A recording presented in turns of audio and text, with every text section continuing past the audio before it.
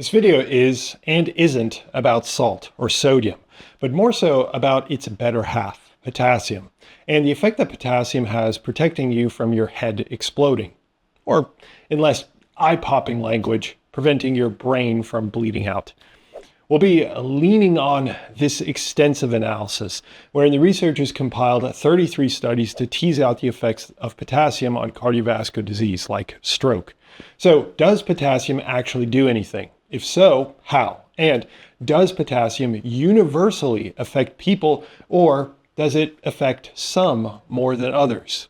Well, let's find out. Briefly, potassium is a mineral and an electrolyte that your body needs to function. And unfortunately, the levels of potassium intake in the modern diet are lower than they were in the past. So these researchers pulled together 22 randomized controlled trials and 11 cohort studies.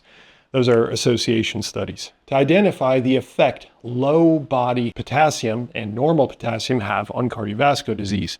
Now, potassium is specifically linked to cardiovascular disease in that it maintains body fluid and electrolyte balance. But what in the world does that actually mean? Well, we know that elevated blood pressure is linked to cardiovascular disease, and people with low potassium levels have heightened risk of increased blood pressure. But why would potassium have any effect on blood pressure? Remember when I said this is and isn't about sodium? It's the very first thing that I said. And this is where it plays a factor. Sodium draws a lot of water with it. And when sodium is heavily found in the blood, water remains with it, thereby increasing the volume in a finite space, your arteries. If there's a finite space in your arteries and blood volume is high, that volume pushes against the walls of the arteries. This is high blood pressure. Potassium regulates sodium in that potassium activates your adrenal glands and your heart cells release hormones. These hormones bind to your kidneys, and if we zoom into your kidney cells, they dump a large amount of sodium in the liquid that is going to be excreted from your body. Normally, your kidney cells would reabsorb that sodium further down the kidney structure, but because these hormones bind, they reduce the activity and amount of key sodium reabsorption transporters found on the kidney cells. That means that sodium that's already been dumped for excretion or for urine is not collected back up. It isn't recycled, thereby lowering sodium levels. And if sodium levels drop, body fluid and blood pressure drop as well. There's a ton more involved in that and related processes like the direct effects of potassium on your blood vessels, but we have a lot to get to. So we'll leave it there for the mechanisms. If you're interested, I can dedicate a full video on the mechanisms of potassium. Now though, let's look at the clinical data and see if potassium even has an effect. And if it does, do some benefit or suffer more than others? Here we are. These data indicate what effect increasing potassium intake has on systolic blood pressure. It's split into 4 sections. The top is in people with normal blood pressure. The section beneath that is in people with high blood pressure. The section below that is in a mixture. And the final section at the very bottom is the overall effect, all studies and participants considered. See that 0 at the bottom and the line up from there? That indicates no benefit of potassium on blood pressure. So if we look at the overall effect, the diamond indicating the results of all the studies considered indicates an effect of potassium in reducing blood pressure. We even see that confirmed statistically. That said, that doesn't answer if some people receive more of a benefit than others though. So if we look at the split groups, it looks like those with high blood pressure do experience a blood pressure lowering effect.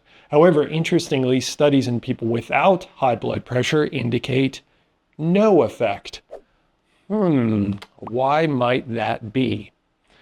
Well, often one consideration is the number of studies included in the analysis. And while I normally wag my finger at analyses with too few studies, that's usually only a strong case in studies that indicate high heterogeneity, difference in the results between studies. But there's no heterogeneity here, so it seems less likely that it's a matter of not enough studies. Another possibility is that these people already have normal blood pressure, and that fact alone means that there's no physiological point in reducing it further. It's already at a healthy level. Or a third linked possibility is that these people have adequate potassium levels, and adding more does nothing. Either way, the takeaways here is that potassium intake reduces blood pressure, and it reduces it by about 5 points in people with high blood pressure. That may not seem like much, but what if we turn our attention to more poignant outcomes like cardiovascular disease, stroke, and so on? Well, same rules apply as for blood pressure. Surprisingly, cardiovascular disease and coronary heart disease metrics do not improve with potassium intake. So, does that mean potassium isn't effective then? Well, funny enough, the very argument that I dismissed on the blood pressure data is the one to be applied here. Across the board, there's moderate to high heterogeneity and only 3 to 4 studies. So my conclusion would be more appropriately stated as not enough data to be sure one way or another. And this possibly bears out when looking at stroke, as more studies are included, and although there is a moderate amount of heterogeneity here, we still detect an effect of potassium. In addition, I'd also add something unique about stroke that is likely not common in the other 2 disease states. The other 2 are likely more heavily influenced by the actual plaque buildup, which is certainly still related to blood pressure, but involves more factors as well. However, stroke comes in 2 primary forms, ischemic and hemorrhagic. Ischemic is more in line with the buildup of plaque blocking the blood flow into downstream areas of the brain. Potassium might not help as much there. However, hemorrhagic is the actual breaking open of the blood vessels in the brain. And considering high blood pressure is the leading force for that type of stroke, it stands to reason that potassium would have a more direct impact. Of course, that's speculation because we don't actually have the granularity on that data here. However, I biasly think that's a reasonable argument. Anyway, the takeaway here is that we're not sure of the impact potassium has on other forms of cardiovascular disease here, but it has a pretty solid impact reducing stroke risk. In fact, about a 24% reduced risk relative to low potassium levels. Okay, I'd like to also touch on ways to increase potassium, as well as a particular warning to potassium consumption.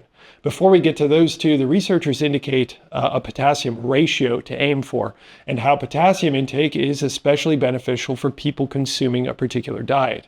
That's all part of the extended version of this video, included with the Physionic Insider. So if you're interested in more on this topic, or a huge library, including convenient summaries on your health, check it out. It's linked in the description. So after all that, what are some sources of potassium? Well, bananas, avocados, apricots, prunes, spinach, pistachios, almonds, and, well, on the meat front, surprisingly, salmon. There's plenty of others with varying levels, but that's a short list to get anyone started. As for a warning, keep in mind that potassium is indirectly and even directly working through the kidneys to reduce sodium in the blood. And over-consuming it, which is hard to do by food, but still something to consider, can also be detrimental, particularly in people with kidney disease, since it's the kidneys that regulate it in the body. Just like sodium, potassium is excreted as needed, but that can be a problem for people that don't have functioning kidneys or don't function normally. Again, though, if you're consuming it from food sources rather than supplements, it's unlikely to be a major concern. So the takeaways here are that potassium likely reduces blood pressure modestly, and although we could not confirm the benefits to other cardiovascular diseases, we could identify pretty substantial protection against stroke. So if you don't consume much of potassium in your diet, it's an easy fix to improve your risk. And if you're not convinced, this particular video might offer some convincing arguments on potassium and sodium, or if not, then this one. Thanks for hanging out.